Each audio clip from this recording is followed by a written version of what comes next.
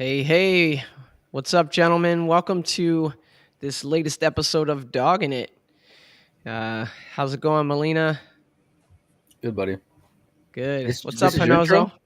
What's that? Everything. Oh, What's go that, ahead. Mike? Now I was saying Uh, this is Joey's intro. No. I just want to say hi first. he's been working. Uh, He's been working on. He's been working on this all morning. yeah. Got it all scripted. No, He's got no. his team of writers up there working on the intro. You guys are killing me. I'm a little rusty. Okay, I'm a little rusty. But here's It was a here's late the night. intro. Here's the intro. If you didn't catch the interview last night with Greg Hogue, you got to go back and watch that thing, man. I tell you what. After that interview last night, it took me a while to get to bed. It was just like very emotional, very moving.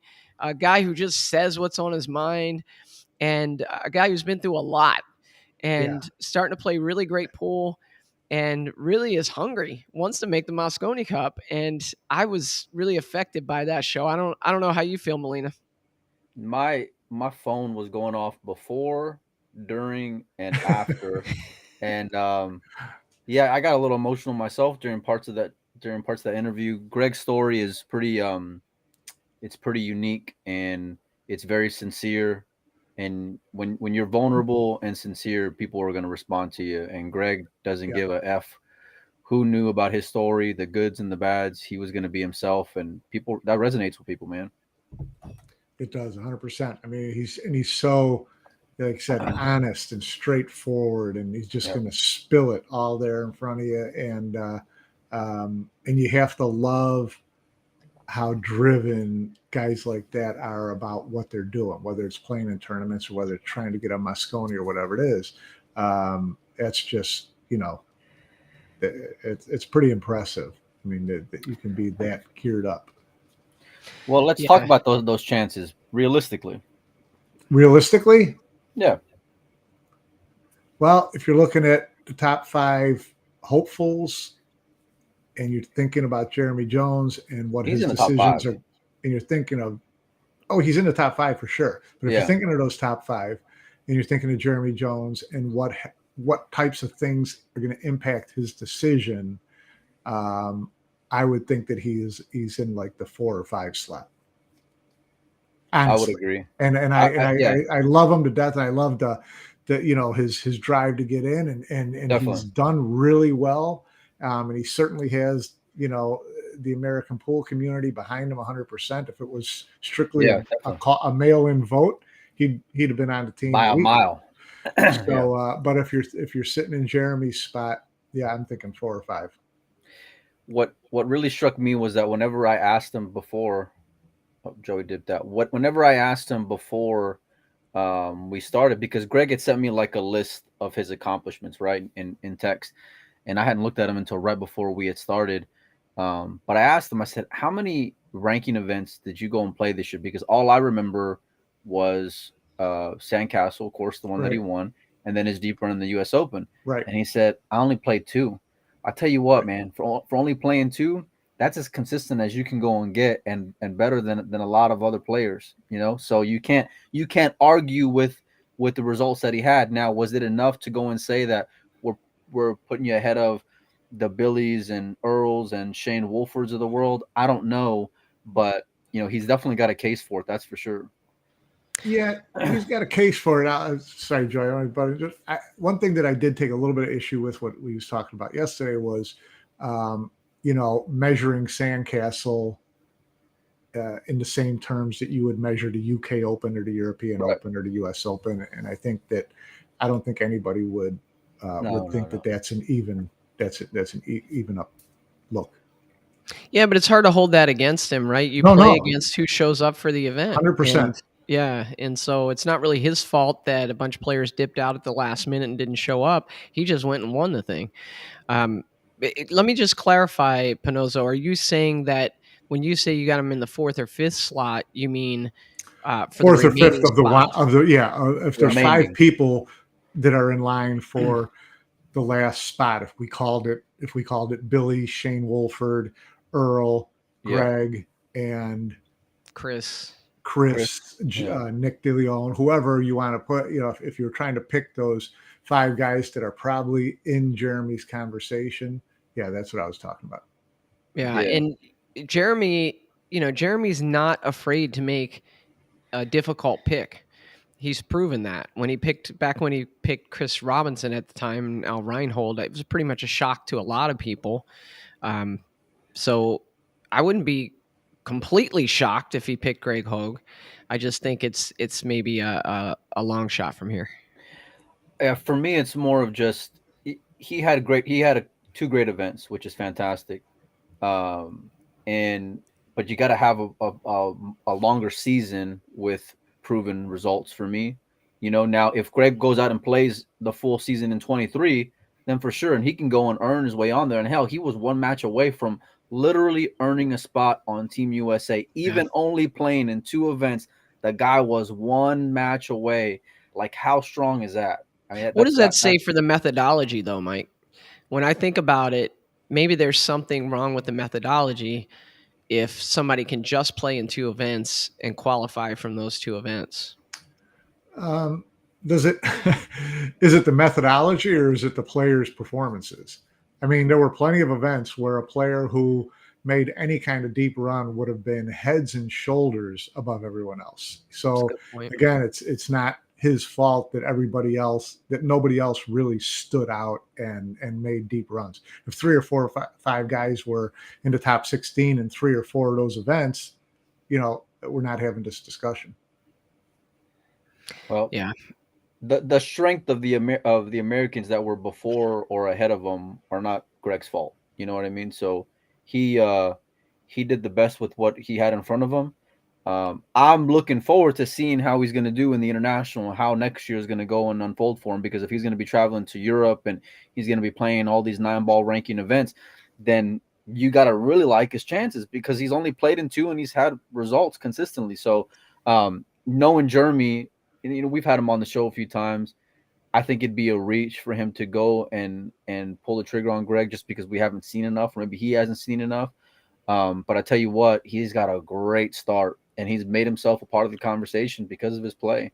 And it'd be really interesting. Be really interesting too if, let's say, this pick comes out in the next day or two, and then Greg has an amazing performance. Let's say it's not him, and he has an amazing performance in the international. Boy. Then it's like, whoa, wait, what are we doing here? then he's the front runner for 2023. Yeah, there'll be tons of pressure on Team USA to actually win it, or people will say Jeremy should have picked Greg. Yeah. So, well, that's going to be true of anybody who has a deep run at the international who didn't get picked. So if he doesn't pick Earl and Earl plays great at the international, hindsight. Is he playing the international?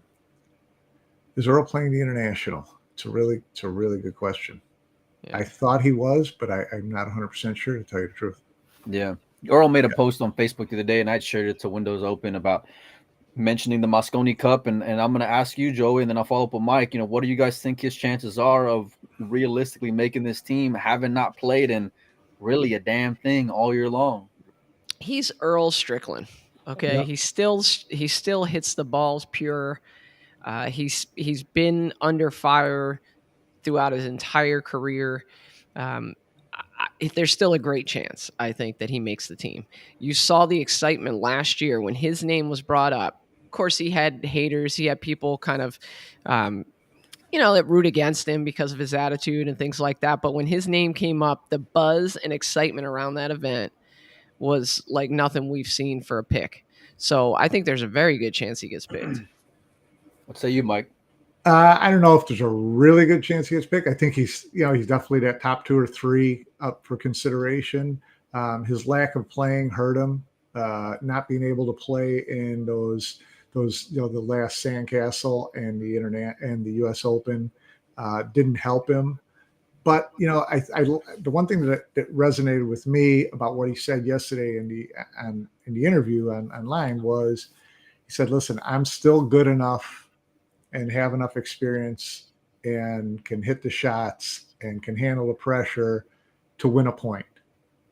And really, when you break down the Mosconi Cup and you start looking at those number 4 and number 5 guys on your team, that's all you're really looking out for. If they can steal a singles point, huge advantage. Right. If they can take a doubles point or 2 doubles points, big advantage. That's all you're expecting them. Give me a couple of points and that's what I'm looking for. And Earl looks at it that way, which is really pragmatic, and says, I think I can get a point or two for this team.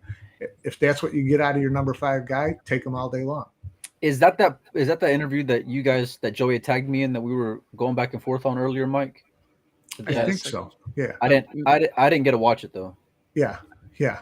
I mean, it was short, and he was to the point. He said, he still can hit the long shots. He just ran 143 playing straight pull, whatever it is, and he can play under pressure. And and then at the end when he said, "Listen, all you really want to get out of the guy is a point or two. I can do that." Not a bad argument. I think that shows his experience too. The fact that he understands the nature of the event. This isn't just a regular pool tournament where you're out to win races to 11 and you advance through the tournament. You just need to pick up points wherever you can. Right. And so I think that's another thing working in his favor is just his experience with Mosconi Cup, understanding the format, understanding what would be expected of him as that 5th pick. We had Jeremy on when I was down there in Harlingen during Shane and Jason, and when we brought up Earl, you could tell it really bothered him that he hadn't played any events. Yeah. I think he's really wrestling with it. I think from a matchroom standpoint, they definitely want to see Earl on there. The guy's just going to put people tuning in that much more. I think from a European standpoint, nobody wants to be the guy to lose to Earl Strickland. I just don't think I think that'll be sitting here for a lot of those guys because Earl can get into your head mentally, where a guy like, let's say, Shane Wolford, he may be a little starstruck, or maybe the lights might be a little too bright for him, where Earl is not going to be fazed by that at all. Now has a guy like Shane gone and played his way onto that team? It's close, but he hasn't. It's not definitive, and I don't know, man. It's going to make for a hell of a 5th pick, that's for sure. And I think people are going to have opinions no matter what, especially after the Greg Hogue parade that we had on here last night. That was just phenomenal.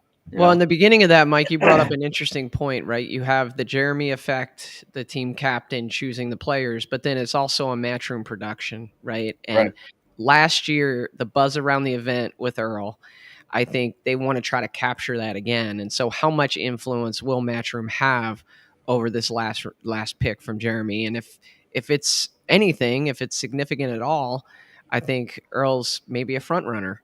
If Jeremy's got complete autonomy and can pick whoever he wants, then I think that changes things because you're right. He's going to look at form. He's going to look at the events, the experience from this year and how they've done. And Earl just hasn't played much. Okay, go ahead. Go ahead. No, go ahead, Mike. No, I was going to say, okay, so if you're picking, let's say for the sake of winning, if you want to win and you're Jeremy Jones, who's your 5th pick, Joey? And don't beat around the bush about it either. Break some hearts here. Go out on a limb. Oh, gosh. I'm not really ready to answer that question. Okay, Mike, how about you? Joey's a little soft for that question. Yeah. If I want to win, it's hard to answer that question because, it's hard to get into Jeremy's mind. I mean, there's so many different ways to look at how you make that pick. And the way I would probably look at it is if I'm Jeremy, I'm looking at my lineup and I'm saying, where am I getting 11 points? Okay. I'm banking on 3 from this guy. I'm banking on 4 from this guy. I'm banking on 2 from, so how are you going to get that point? And then how critical does that? Is Shane 2? I'm kidding. Shane. Which Shane? Yeah. So you have to look at it like that. You have to look like where you're going to get your points and how you like your team. So, from that standpoint, that to me is the only reason Earl's in the equation. By the experience and the firepower and the ability to get a point. Can you guarantee yourself you're going to get a point out of Shane Wolford? I'm not 100% sure of that. Can you guarantee you're going to get yourself a point out of Billy Thorpe? Probably, at least in doubles, if not in singles. So, you have to start to look at where you're going to get your 11.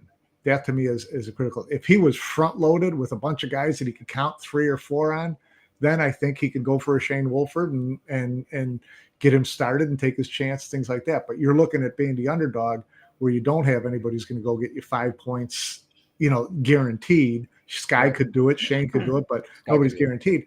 Where are you getting the rest of those points? All right, I had enough time to figure out my answer. You went through all that. I figured if I talked long enough, you'd be able to get your time out a second. Hold on. So Penello went through all that, and he never gave me a pick. And I was about to say, oh, that's great. Yeah. No, come on, Mike. We need a name here. Billy. Okay. You know, it's funny because while you were talking, Mike, it got me thinking about if you look at this team in 5 years or, 7 years, you're going to have, Tyler, you're going to have Shane, you're going to have Chris, these younger players that are coming up. But now your back's up against the wall, right? You're heavy underdogs, and you need somebody who's going to get that point. Uh-oh. There, I'm back. You need somebody who's going to get that point or those couple points, and I think Billy is the one to do that. He also injects some fire and some energy into the team. I think Billy Thorpe would be a good pick. He hasn't been playing, at least from what I've seen, the way he's capable of playing. But I think on that stage, I think he would bring his A game, and I think he would grab the U.S. a couple points. So I think if I'm Jeremy, I would have to go with Billy. If it was April, I'd agree with you. After I seen Billy go and play the Expo, but in December, I don't know.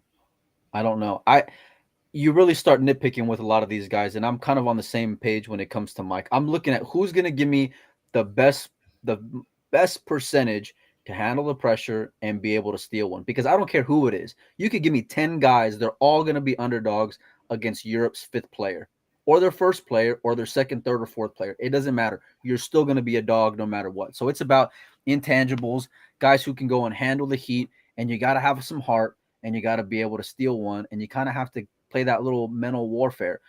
I think Earl gives us about as puncher's chance as any, but I tell you what, could Greg go and do something like that for someone? Yeah, I think so. I think I don't think any European would want to go and lose to Greg Hogue on the Mosconi Cup. Nobody wants to be that guy to go and lose a point.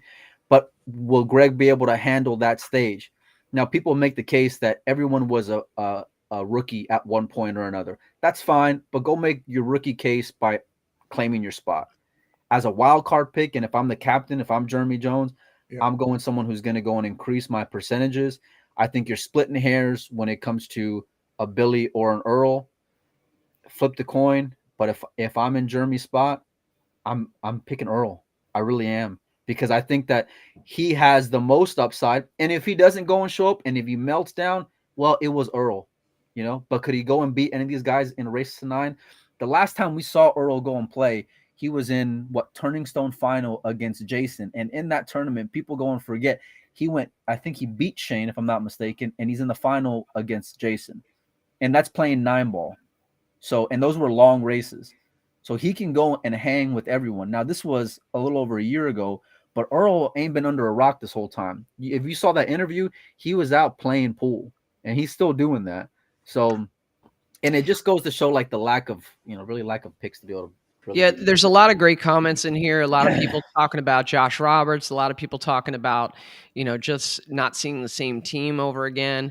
And, I think that comes into play, right? Because if we do go with Billy, if we have kind of a similar makeup to the team that we've had in previous years, and we don't get the job done, then we kind of feel flat, right? But if Jeremy does something different, something unique, Earl, Greg, maybe Josh Roberts, maybe somebody else who we're not even considering. Josh is a great player. Josh is amazing. But has he played any of these events? That's the thing. I know what I'm going to get out of Josh Roberts at the Texas Open. He's going to go and be there the final day. Every year. But Mike, you're never going to know how he performs in the Mosconi till he performs in the Mosconi. But that's what I'm saying. If you're a rookie, you got to go on. You make a case for your spot. You go and earn that spot. 100%. I'm not gonna go and gamble on what you may be able to do. I want guys who have been there, because force at least my hand. Yeah, exactly. Force my hand. Tell me I got to have you on my team because you earned your spot. I'm not going to roll the dice on you. That's why Josh says Tony Chohan. I would love to see Tony out there. But Tony ain't played no events. But I tell you, if Tony was a part of that six guys in conversation, hell, give me Tony. But that's me saying it. Now, if I'm Jeremy, it's completely different. If I'm thinking like Jeremy, I'm thinking Jeremy's trying to keep his job. I mean, Jeremy's job is to win, and he wants to be the captain next year. And there's no guarantee if he keeps losing. So he's not going to, pull a wild hair just to, appease everybody. And let's try, he's got a job to do, and his job's on the line. So that's a huge consideration. As far as, same old team, you do worry about that a little bit, but you've got to go with experience most of the time if you're the underdog. I think you can't take flyers as the underdog. So, and I saw comments about buddy system and things. I think people overplay how much that comes into effect. I want my buddy on the team, or Matchroom is telling them who to pick, and forget it. They've given Jeremy carte blanche to pick whoever he wants. And that's what they're going to go 100% autonomy. I do believe that. I believe 100%. Melina, I think that there's someone. I think that he could come up with a name, and they could say, "Sorry, we're not taking Mike DeShane. We don't want him on the team." But those are names that he knows ahead of time. I don't think he's got marching orders. I'm not. In particular. No, but I do think he says, "Hey, Matchroom, I'm considering this person," before the pick comes out. Agreed. I don't think he does it without at least consulting them. Well, of course, he's got to tell them first, and if they would have violent opposition to it, there would have to be a pretty good argument to it. Tell or ask. Well, it's the same thing, really. Emily's gonna be chiming in here in a minute if we keep this up. I guarantee you. Well, it's like it's like the unwritten rule that Team Europe, has to have a UK player. Did she tell Alex you have to pick a UK player? No, I think he knows in the back of his head. But luckily, there's always been a UK player that no one's going to argue with. MVP right? Though, it's but I mean, there's always been a player from the UK who you're not going to argue with. Right. If it was a real down year for the UK and there was the European players that we have today, and all of a sudden Alex Lady throws in Mark Gray, I would think that it would raise a lot. Mark Gray does good in the Mosconi Cup. I'm just saying, Mark Gray did good in the Mosconi Cup. Yeah, in the 2000s. Yeah. Yeah. Well, as Jeremy's considering this last pick, I just want to point out that last night there was a match where I was playing Jason Shaw in my dreams, and we were tied 2-2, and then I broke and ran the set from there. So, in the Mosconi Cup, it's alternate break, but that's so other than that, I really did. It was. You ever have one of those dreams? It's just like so vivid, and I don't play as much. My dreams are still about not knowing where my classroom is, and I forgot my homework at home. This is so vivid. I'm sitting there playing Jason, and I jumped out 2-0. He tied it up 2-2. Of course, it was a race to 7, and then I broke and ran the set from 2-2. Actually, I don't even know how I broke and ran the set if he tied it up at 2-2. But anyway, it was a dream. They don't always make sense. I don't. Yeah, I get it. All right, so I'm saying Earl, Mike saying Billy, Joey. Did you give me a name? Joey said Billy too. I said I would probably pick Billy. Yeah, to me, he kind of like floats he's kind of like gives you a lot of what Earl gives you without that super firepower, but he gives you that emotion and that drive and that experience, and he can play under pressure. But you don't have to worry about him going completely off the rails. Yeah, and that's not disparaging any other player. I think. Yeah, definitely. I just think Billy has a best chance of getting the most points for Team USA just based on what he's done in the past. But I don't think Jeremy's going to pick Billy. I think that's who I would pick, but I think Jeremy's going to do something surprising. So you think it's either going to be Shane Wolford or Earl?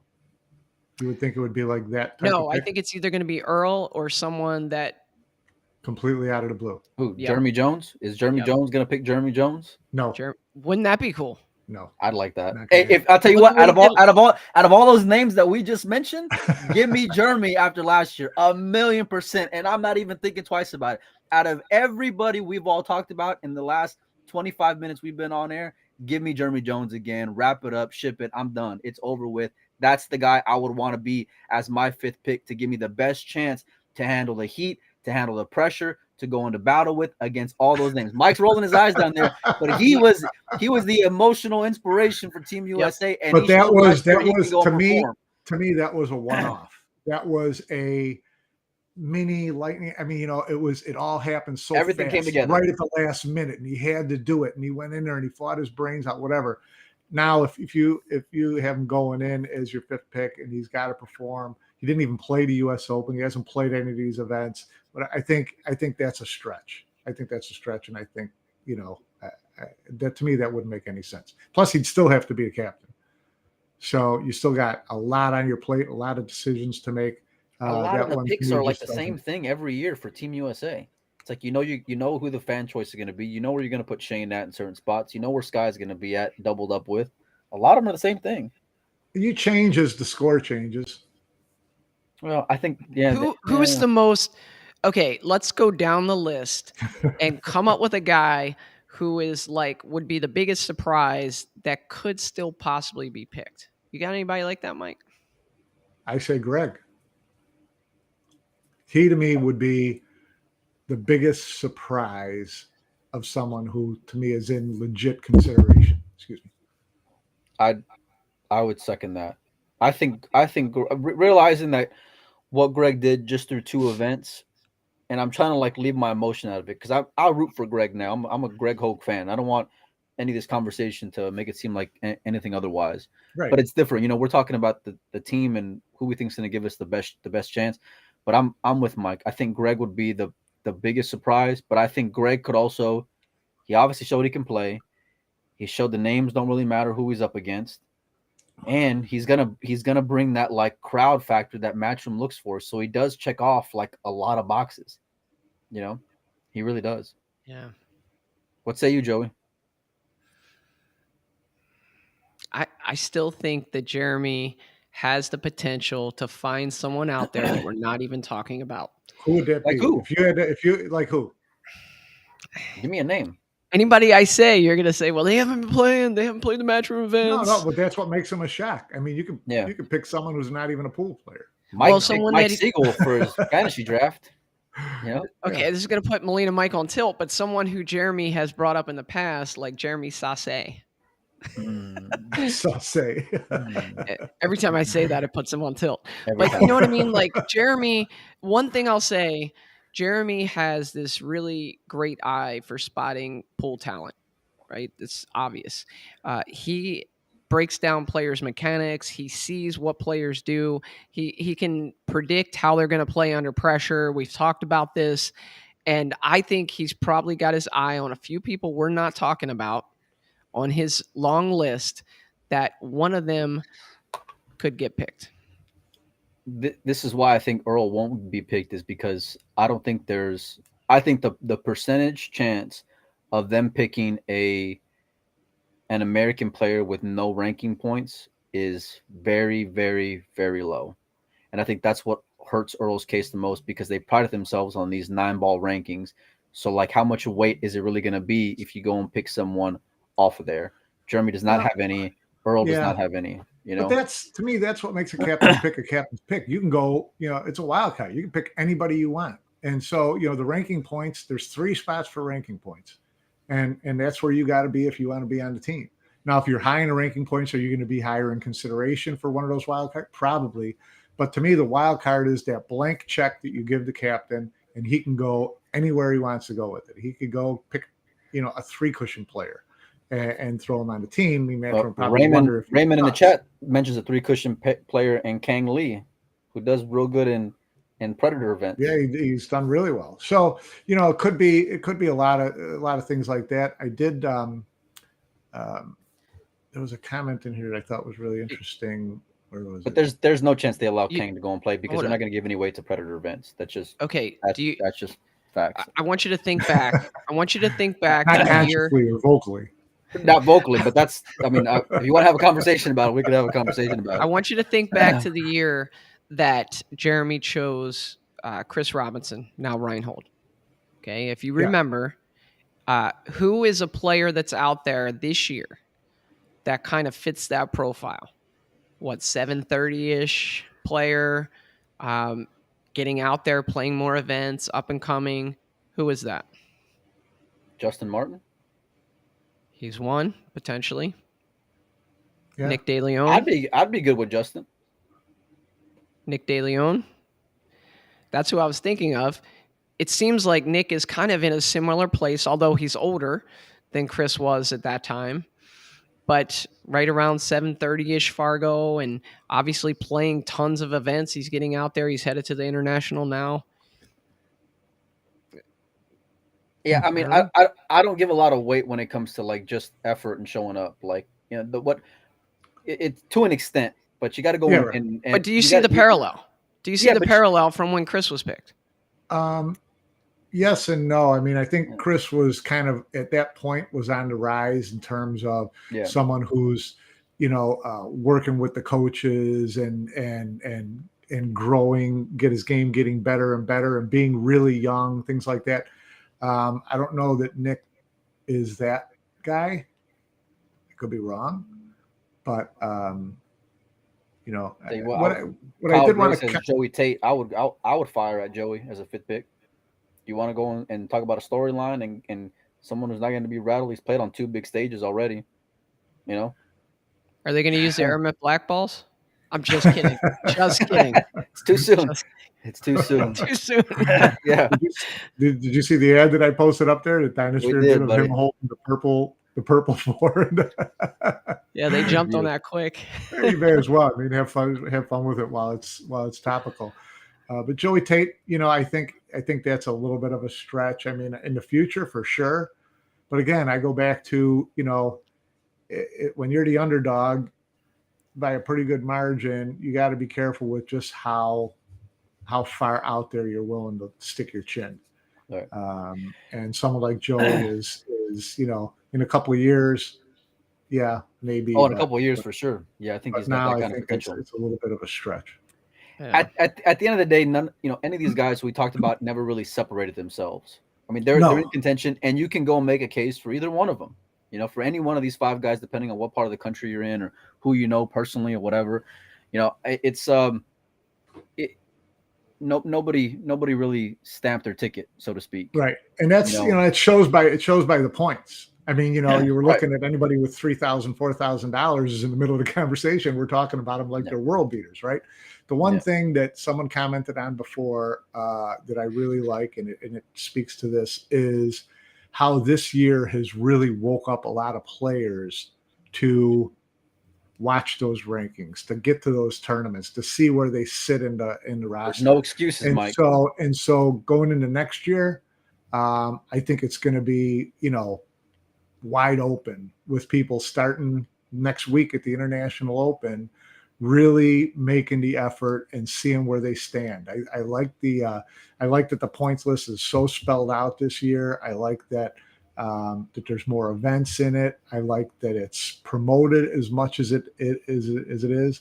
And I think that, it woke up a lot of players this year who are going to be in the thick of it next year. And I think, and what I'm hoping is that next year, when you start looking at that money list, points list to get in, that 4, 5, 6, and 7 are all at 10 grand, 15 grand, 20 grand, whatever it is, so that it's showing this progression of finishes, not just, 10 guys still fighting at the $3,000 level next year to see who makes the points.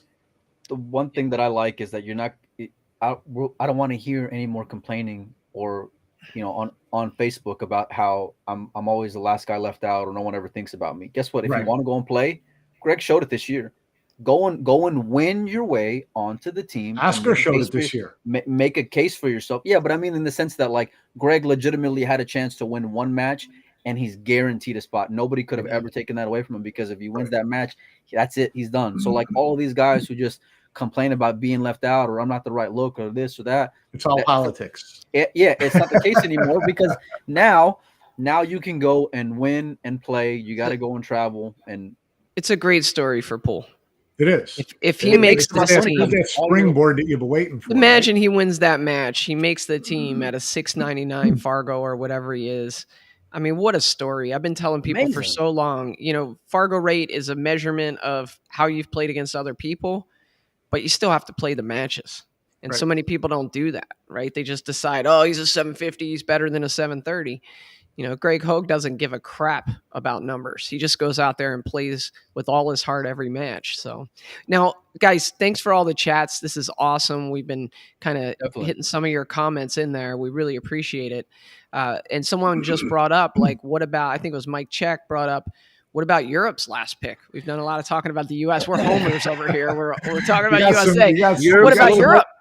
We got some guys on pins and needles over there. One of them's our buddy Federer, who can't, like, I don't think he's sleeping these days. Look, Mike, it's a similar problem, right? But a completely different field of people to pick. Like, you could pick 30 people, and any one of those. Oh yeah, I can see that one, right? Yeah. Where the U.S., it's like, who do we pick? Who could step up? Well, I'll temper that though by saying that if they pick someone that all the European fans didn't think was the best pick, they're going to write. We saw it happen with Alex Kazakis. We saw it happen, with questions about Kachi, things like that. So the Europeans can go on tilt really quick too, even though they, the rest of the year all they talk about is their abundance of riches. But yeah, they are. So it's going to be really interesting to see what happens. Who do you have, Joey? Is if you pick three guys that Alex is stirring around right now, who are those three guys? Fedor, David Alcade, and I don't know the third one. Yeah, the third one's a tricky one. I like Mario He a lot. Yeah. And you can make a case for him, but I think David, maybe you make the best case for, especially with Francisco on the team for the first time. Just having David there with him, I think that's a good argument for having David on a team, and you don't really lose anything with talent. I mean, the guy's an amazing player. Well, you can say the same thing about Mario. I mean, Mario would have Albin on there, and Mario's had a better year than David. Yeah, no doubt about it. Yeah, but the difference is that you think Albin would be more the mentor, and in the other case, David coming in would be more, with the last pick would be more the mentor, right? So, yeah, but I mean, if it's me, for my money, it's Fedor Gorst. I don't know how you overlook the year that he's had, despite not being able to play in a lot of events. He's just amazing. Really, I think the best player on the planet right now. What say you, Mikey? I think it's between two, personally, and from what I've been hearing, I think it's realistically between two. It's between David and Federer. I think you can make a case either way for either one of them. I know who I would go and pick, and it's Federer. And I'll say this, guys, for all the people tuning in, we're gonna have Federer on whether he makes the team or not. He's already agreed to come on, so he's just waiting for the announcement to come. And which interview would be better? I was going to say, if he makes the team, it'll be a good interview. If he doesn't make the team, it might be an amazing interview. So of course, I want it to be as he makes the team. That's what I'm going to go and say, and I'm going to mean that sincerely. But I think it would be just as dynamic, if not more, if he doesn't make the team. So, yeah. And then we'll probably have Oscar on this evening, as a matter of fact. So, which is going to be great. Always the last to know about these things. Surprise! Look at the programming notes, Joey. Yeah. Yes. Yeah. I can't make a case against Federer. We had Alex on, and Mike asked him point blank, what is Federer's results in the U.S. Open going to go and weigh on you? And he kind of tiptoed around it a little bit. He kind of answered it, but kind of didn't. I think that loss to Tyler wasn't the best look on that stage. Especially and early on, if you saw him against Cohen Bell, he rattled a little bit and left a lot of balls up that you just don't see him go and leave up in a pool room somewhere in the middle of the country. But Federer is dominating. Federer is a monster. Federer is intimidating. If I want my best five out there, it's not close. I'm going with Federer. If they were to go and gamble David and Federer on a matchroom stage under those lights and those conditions, I'm going with Federer, and I don't care what the game is. If I want someone who's going to handle pressure, it's going to be Federer. If I want someone who I want to execute, it's going to be Federer. If I want someone who can deliver against any name on Team USA, it's going to be Federer. I can keep on going for the next 45 minutes about every single reason why I would pick the kid. But He didn't go and steal the show when he had a chance, and you No, cannot that go. was his. It was statement time at the U.S. Open, and to I pretty think he made much more put of a his. statement for not winning than he did for because That's if what he I beats mean. Yeah, Tyler, I he's mean that supposed to go was. and win, Yeah, he and had he knows that. he didn't look good there, and I think that bothered him. And I believe it probably gave Alex pause for a minute because I Agreed. think before the U.S. Open, it wasn't even a consideration that there was going to be anybody else up. I think he was that far ahead, Mike. Yeah, I think so too. I still think that he's the front runner, and I would pick him in a heartbeat. I I got to be honest. I understand that David is kind of maybe the second pick. I don't get it. I don't think that Francisco Sanchez Ruiz needs to have his hand held. I think there's 4 other great players on that team that can get him through the Mosconi Cup. And I think there were at least 3 other Europeans more deserving than David by performance this year. So I think that if you pick, we're talking performance, it's Mario all day long. it's Mario, it's Alex, it's Alex is right behind Kachi, him. it's Max. I mean, Mike, what about your boy Max? Yeah, so you've got all those guys who that to me would be a tough sell for Alex to pick David and tell Mario and Alex and those guys that he did it because Francisco needs to have his hand held. Yeah, but Alex's record in the Mosconi Cup and how he shook a little bit is always going to be on people's minds. Like he's really got to have. He's got to have a Ruiz type year or an Albin type year to really change that narrative about him, and he hasn't. Max had a good run and he's hot right now. Mario's been really consistent, but Mario looked like he had some nerves with him as well when he had a chance to be a killer. All of them have this year other than Francisco. All of them have shown that little nerve thing. Alex has, Max has, Mario has, Federer has. They've all shown it this year. Yeah, but you want to talk about not showing it? Look at Alex's match against Shane. That showed a different Alex for me, for my money. That was a huge win for him. Huge win for him. But when we had Alex Lely on, he pretty much said, he did say point blank. He said, "I don't consider Alex Kazakis an A player." Verbatim. Pretty much. So, maybe his mind has changed a little bit after Alex went and did that to Shane. That's a bold statement. Oh, it was. I was like, okay, and that's why that's why no one's telling Alex who to pick. I couldn't believe he said it. Alex has. I love that guy. He is like, he knows what he wants and why, and he's going to do it. Without a doubt. Just think of the contrast in the 2 captains in terms of what they have to choose from, and the position that they're in. Who's under more pressure, do you think, out of the 2 captains? Alex, 100%.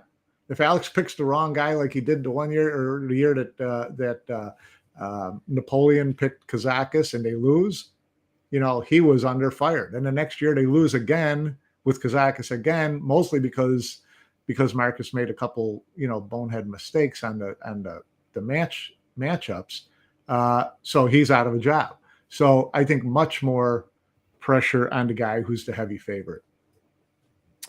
I'll tell you what though, and it's kind of has to be a perfect storm, but the chances I think are decent. If for some reason Germany picks Earl, like if I've heard the reason why Federer may not be in contention is because of his lack of ranking points. Okay, that's what I've been hearing, and of course the U.S. Open doesn't go and play any factor. But if they legitimately go and weigh that, and you pick Earl. You're going to get a lot of heat. A lot of heat. If Team USA picks Earl and they leave Federer out, and that's the reason why, you're going to get a lot of bullshit from a lot of people online. Who is bullshit from people saying Federer should have been on, or wondering why Earl's on with no points? Well, like if that's the argument for why you don't put Earl on, because that's what I think. That's what I think that from Emily and Matchroom's side. That's the reason why you don't consider. But each captain has their own criteria, so they can one captain say I did it because a guy got points, and the other captain can say I don't care about points when it comes to my wild card. What's the rule about the timing of these picks? Because I guess my question is, as excited and on tilt as possible. Yeah, 100%. Think about it like this: marketing. If this last pick comes in from the U.S. and Europe has a chance to respond, and the U.S. picks Earl. Does that change Alex's decision about his 5th pick? Given the picks are Earl in. Getting people, picks are in. The picks are in. They're just waiting to announce. Yeah, I agree with that. I'm 1,000,000% on the same page. That's what you guys believe, but you don't have that as fact. I'm not saying. when we hit end show, I think it ought to go and be Federer though. Honestly, I do, and I'm gonna keep on. And Federer's made his own case in his own right all year long from beginning to end and dominated players the way that they do. If you put weight on like a player and you put Carlo on a pedestal pre-US Open, Federer just destroyed Carlo. And I mean, it wasn't close, and it was in that same break format. And that's just one thing that he's done all year, you know? Yeah. So it's like you can't go and weigh guys in one aspect, but then you go and discredit guys in another aspect. Does that make sense? Yeah, 100%. And it kind of goes back to, what we were talking about before when I said that if you're the favorite, you can roll the dice a little bit on your fifth pick. If you're the underdog, it's a little tougher to do. So if you're Alex Lely and picking Federer because he doesn't have points and hasn't really played in a Mosconi before is rolling the dice, yeah, I'll go ahead and roll the dice on that one. So he's got the luxury of being able to make that kind of decision where I think JJ doesn't. So that's why I talk about the difference between how you go about your fifth pick, depending on whether you're the underdog or the favorite. So let's look at the folks we've been bringing up for Europe as their potential last pick. Which one of those would Jeremy Jones most like to see? Kazakis or Max? Well, we didn't. Yeah, Kazakis or Max would be if they were on. I was not shy about saying that I was pulling for Max to win the U.S. Open. and Max is a fantastic player, and there's every chance that he could go into the Mosconi Cup and play great. But I liked the idea of two rookies on that team going into Vegas and getting their boots shaken a little bit. And I think Max would have been the one who could have come unglued a little bit more than an Alex, who's getting a little more seasoned. He's getting a little more used to it. He's getting a little more of that experience, and he's still a little bit shaky, but I think Max would have definitely been the guy who would have. Hey, Pinozo, you got to be careful, because up in the top here we have the number one member of the Max Lechner fan club, Melina Mike. I don't know if you know. He's like the founding member.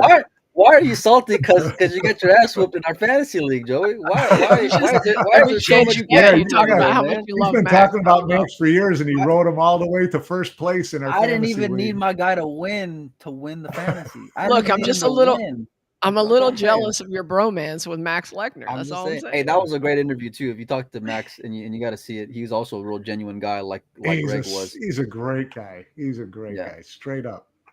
No, but I think it's going to be Alex. And listen, there's a lot of guys for Team Europe that are taking massive steps. The Maxes, the Alex, the Marios of the world, and they can continue to go and progress. But if you want to be a 5, guess what? You got to go and steal a 3 first. You got to go and steal one of the automatics first and make your case, and then go and back that up with the case in December. That's how you go and do it. Because there's 4 killers out there who have a proven resume, and if they go and pick Federer, there's going to be 5 killers out there. And nobody on Team USA is going to want to face either one of those guys. It's going to be. I don't know how you earn your spot on the Team Europe. I really win events. Go win events. Yeah, but how Francisco. are you going to outperform Josh Filler? If Francisco doesn't have a year like he did, there's no way he's on the team. Yep, 0 chance. 100%. Wait, say that again. So let's say Francisco had like a Greg Hogue type event. Let's say he wins Spain. Let's say he wins Spain, and that's all he wins. Is Francisco on that team? None. 0. Or if someone else had gotten that point spot, and now we're talking 5th spot between Federer and Francisco, Federer. What do you think? Federer. I agree. 100%. So Francisco went and stole that. He didn't steal it. He earned that spot. He flat out earned it. Don't talk about Francisco. He's my Max Lechner. Okay, I really love that guy. He's playing great. Going on.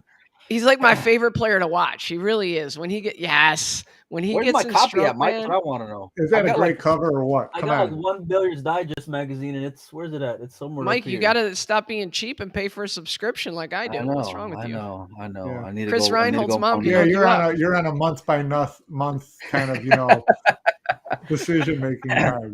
Did he earn it or didn't he? Oh, man. Listen, it doesn't matter who Europe picks. It doesn't matter who Team USA picks. They're going to go in as at least 2.5 to 1 on the money underdogs, and they're probably going to be at least 3-point underdogs against Team Europe, no matter who the last pick is. Yeah. Hell, they could have Laley as on their fifth spot, and they're still going to be 3-point favorites. Europe is going to be a monster, and every year we talk about this dream team ability. Europe just gets better and better and better and better. And now with this ranking system, the Americans got a chance to go and do the same thing. Yeah, that's what we're hoping for. Is that next year you see, maybe it's even all these same Americans we're talking about today, but again, they're up in the 20,000 range, which means that they've Hennessy showed up. could go in her spot. Hennessy could go in her spot. Yeah, so could Mike DeShane. Well, I don't think Mike's allowed through the door though. I think that's the difference. Realistically. Oh, There's a lot of other things going on in the pool world, boys. There's a straight Like pool what? event that's finishing up today, or I think it's finishing up today. Joey, don't you got that? yeah, dude. That Let me bracket? share. Actually, hold on. I'll bring that up. Let you guys see. Yeah, I'm curious who you guys like in this from here out of these 16 players left. Don't be confused by the brackets. It looks like 8 players, but it's actually 16 because they do the brackets kind of weird. But who's your pick out of that, Melina? Well, Pinozo's head's in the way, so I can't see the Yeah, bottom. I'm trying to of scroll it. the thing up, and my Hold on, head's in the way. My- So Wait a my minute. head is covering my pick. There we go. My head is covering my I was pick. purposely covering that bottom part of the bracket because that was going to be my pick. Man, that's a really tough spot. I think up top, I'm gonna go with Mario He on the north side, and then on the south side, I'm gonna go with. I don't want to go straight chalk and pick Josh, even though it's easy to. If I'm going with the sleeper, I'm going with Victor, and he's in a really brutal bracket playing Ruiz. Then you got Alex and Josh right below, but I'm gonna go with the kid. What about you, Pinozo? What say do you got? I like Lee Van all the way. I guess he's the number 1 seed, but that wouldn't have mattered. Y'all aren't allowed to say my players from the fantasy things. Y'all have to pick players outside of mine in every event. Yeah, Lee Van and that bottom was brutal, especially the very is. bottom. See, you took my guy. I like Victor in there, but I'll go ahead and go Polish Misko. All right, Nice. top half, I'm going with Ralph Souke. The experience Wow. paying off. And the bottom half, Yeah, that's I'll a go with college Josh. pick. That's exactly what I was going to say, Mike. That's exactly what was going to come out of my mouth. He's going Collins Newey on me. And the bottom half, I'll go with Pinozo's Joshy. Well, I'm changing. Oh, Mike check says Victor's out. Well, So shit, I got to change your it. team's doing pretty well so far, Mike. Hold on a minute. I'm bringing up the scoreboard here. Y'all go ahead. That's funny. I'll tell you what. The one thing I do want to say, that's a great event that Peter Burrows puts on out there just for the love of the game, and that's Peter's a great guy. great guy, and a terrific event that he does every year, and he's trying to get the women's event built up too. The women were a little bit light in attendance this year, which is aggravating. But it's a great event. I'm glad to see all these heavy hitters in there swinging away. Peter, when Peter used to run the Maryland straight pool, he would invite players from all over. And one year I played in it. And the night before the event, he had everybody to his house. And it's the only time I ever met Jeanette Lee. And it was super cool because you walk in, or I walked into the kitchen and she's in there. And I'm like, oh, Jeanette Lee. And she's like, hi, I'm Jeanette. I'm like, yeah, no crap. I'm Joey. It's nice to meet you. And she's like, I just came in for a cup of water. Yeah. And so we're talking and chatting and everything. But then every player that came in, like pro pool player, Jeanette's like introducing me like we've known each other for 10 years. Like, hey, this is Joey. It's just really sweet and really kind. But, Peter is great with putting on that event, does a great job. And he's really got a passion for it. Yeah. I mean, basically, the Maryland 14.1 is morphed into this American 14.1. And he's done a great job. Yeah. A bit of an update from Digital Pool. Bader's up 110, 102 against Leven. I think they're playing to 125 or 150 rather. Mario's 99-12 over Yuri. Carlos 81 to -1 over Dimitri. Joey's horse, Ralph Suke, is down 101 to 11 against John That's Mora. nothing. Yeah. That's nothing. It's That's straight One pool. mistake That's is all 2 it takes. innings It's and like out. the NBA. Everybody makes a run. It's straight pool, right? 117 to 22, Alcady over Candela. Fortunski is 102 to 71 against the kid. Moritz Ruiz 145 to 9 against Victor. So my horse is already out, I guess. I don't know. Yeah, it must be races according to to Mike Check. 150 then, right? Right.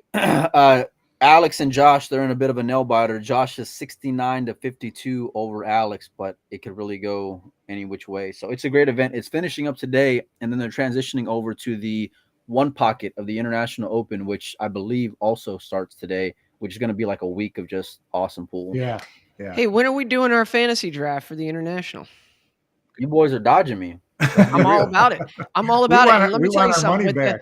With the amount of following that we had the last time we did that, we got to do that again, man. This is going to be awesome. We had people like Mike. Didn't you have like pro players texting you and stuff saying like, "I heard you pick me on your fantasy team." I was out at the U.S. Open, and Jason would come up to me after a match and ask me how many points I won. He won me. There you go. There you go. We got to do There's that been again, there's been a man. lot of messages about it. Yeah. A lot of guys want to get in. I reached Well, that's out why to I just want everybody to know I'm selling shares in my team. So for $100 you can buy a 10% share. I think I invited the Salado guys. I think I invited Team Fargo Rate if they want some. You should invite Greg Hogue. A couple of other. We got to With Team register Fargo. this trade. We got to register this trademark before it gets out of hand. Team Red Door Den. Yeah, we can probably do something, but he'll probably be out there. So we got to do it sometime this weekend because I think the 9-ball starts on Monday, if I'm not mistaken. Monday or well, I was going to Tuesday. say I'm available later tonight, but apparently you have an interview scheduled with Oscar Domingos you didn't tell me about. Well, Oscar can come on during that fantasy thing. Hell, he might even want some. Hey, Team Hard Times. Team Hard Times. Yeah, we can bring him on. That'd So be awesome. let's all get together and then and we'll figure it out for sure. Awesome.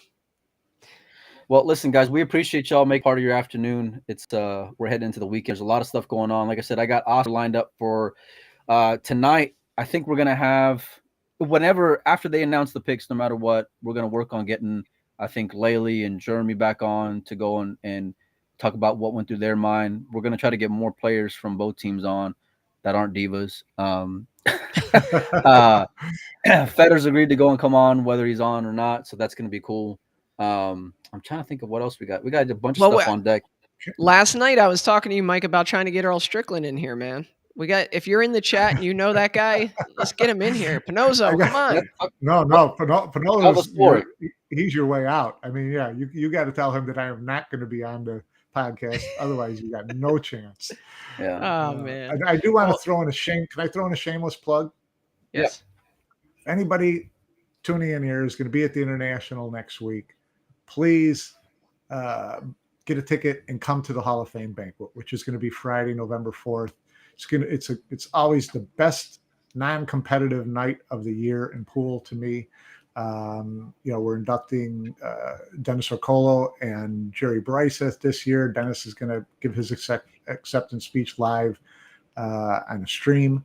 And, there's always a ton of Hall of Famers who show up for that event and sit up front.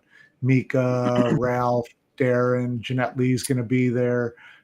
It's always a great event. Hey, Mike, can you get Dennis for the show? Probably. It's a little bit of a time swing. It's going to be like 9, 10 o'clock at night to get him at 9 o'clock in the morning. I accommodate this guy's time difference. It's a 13-hour difference. So yeah, Phoenix 10 o'clock at night is going to be 9 o'clock in the things. morning there. So it's going to be 6 o'clock in the morning when he accepts his Hall of Fame award in Manila. So, but he'll probably just be getting done playing Anton Raga anyway. So True. So, but yeah, the Hall of Fame banquet is a great night. Please come if you're in Norfolk. You heard it there. Awesome. All right, guys. We appreciate everyone for tuning in. We'll make sure and have a couple of shows this weekend, and we'll see where it goes. Cool.